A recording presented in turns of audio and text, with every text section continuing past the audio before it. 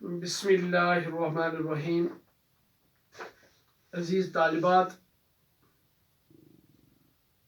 اس سے پہلے ہم نے حصہ غزلیات کو مکمل کیا، تو آج مثنوی کا حصہ ہے. جو مثنوی نگار ہیں میر حسن ہیں. میر حسن کے حالات زندگی کے بارے میں پہلے ہی جانکاری آپ کو دی جا چکی ہے. تو آج کی جو مثنوی ہے اس کا عنوان ہے داستان حالت تباہ کرنے ماں باپ کی شہزادے کے غائب ہونے پر. پہلے بھی کچھ اس مثنوی کے اشعار پڑھوں گا، 5-10 اشعار، اور بعد میں اس پہ تبصرہ ہوگا.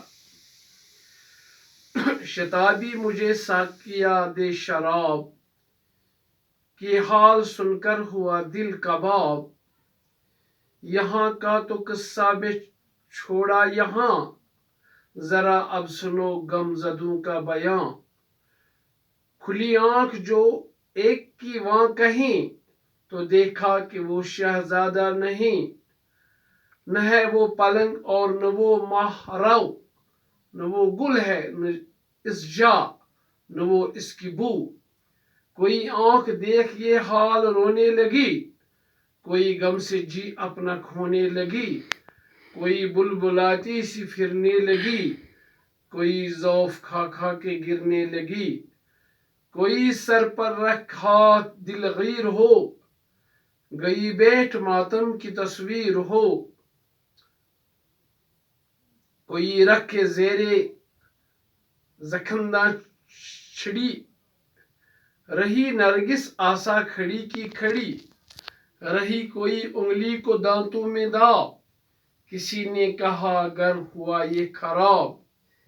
کسی نے دیے کھول سنبل سے بال، تماچوں سے یوں گل کیے سرخ گال. نہ بن آئی کچھ ان کو اس کے سوا، کہ کہیں یہ حال اب شہ سے جا. سنی شہ نے القصہ جب یہ خبر، گرا خاک پہ کہہ کے ہائے پسر. کلیجہ پکڑ ماں تو بس رہ گئی، کلی کی طرح سے بکس رہ گئی. کہا شہ نے وہاں کا مجھے دو پتا، عزیز و جہاں سے وہ یوسف گیا.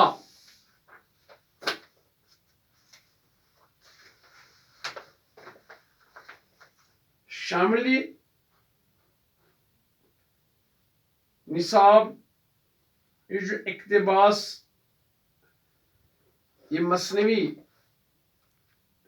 میر حسن کی جو ہے، اس کو میر حسن کی مشہور مثنوی سحر البیاں سے لیا گیا ہے. قصے کے اس حصے کا ذکر ہے جس میں شہزادہ بے نظیر غائب ہو جاتا ہے، اور اس کے غائب ہونے سے جو رنج، دکھ، بے چینی اور ماتم کا ماحول بن جاتا ہے، اس کی عکاسی کی گئی ہے. شہزادے کو دراصل ایک پری مہرخ اپنے ساتھ اڑا کر لے جاتی ہے.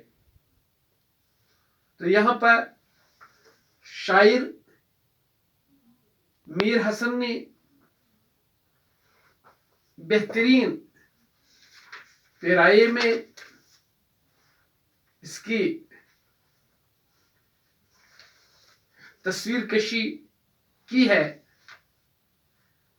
پہلے شعر میں شاعر کہتے ہیں کہ اے ساقی جلدی سے مجھے شراب پلا دے، شہزادے کے غائب ہونے سے میرا دل بہت دکھی غمگین ہوا ہے، تاکہ اس پینے سے میں اپنے غم کو ہلکا کروں گا.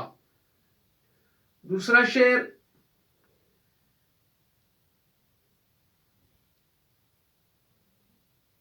شاعر فرماتے ہیں اس کہانی کو کہ شہزادہ غائب ہو گیا، میں ہی یہی چھوڑتا ہوں، بلکہ شہزادے کے غائب ہونے سے جو ماحول بنا، میں اس ماحول کا ذکر کروں گا۔ شاعر فرماتے ہیں تیسرے شعر میں، کھلی آنکھ جو ایک کی وہاں کہیں تو دیکھا وہ شہزادہ نہیں، کہ جہاں پہ جس محل میں شہزادے رہتے تھے، جب ایک نوکرانی کی آنکھ کھلی تو اس نے دیکھا کہ وہاں پہ شہزادہ موجود نہیں ہے۔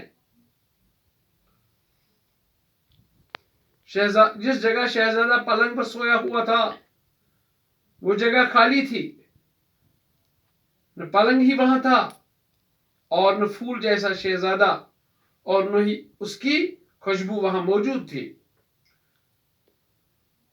پانچویں شعر میں، کوئی نوکرانی آپ اس غم سے رونے لگی، کوئی تڑپ تڑپ کر اپنی جان کھونے لگی، کوئی بے چینی میں ادھر ادھر پھرنے لگی، اور کوئی غم کی وجہ سے نڈھال ہو کر گرنے لگی، کوئی غمگین ہو کر سر پر ہاتھ رکھ کر رونے لگی، کوئی صدمے کی وجہ سے تصویر کی طرح خاموش ہو گئی، کوئی حیران و پریشان اپنی ٹھوڑی کے نیچے چھڑی رکھ کر نرگس کی طرح کھڑی کی کھڑی رہ گئی، کوئی حیرانی کی وجہ سے دانتوں تلے انگلی دبا کر رہ گئی، اور کسی نے کہا کہ شہزادہ کے غائب ہونے سے یہ گھر تباہ ہو گیا، کسی نے سنبل جیسے بال کھول دیے اور شہزادے کے غم میں اپنے چہرے پر تھپڑ مار مار کر گال لال کر دیے۔ نوکرانیوں نے اس کے علاوہ کوئی چارہ نہ سمجھا کہ جا کر بادشاہ کو یہ خبر سنا دے۔ مقصد یہ، جب بادشاہ نے خبر سنی تو ہائے بیٹا کہہ کر وہ زمین پر گر پڑی۔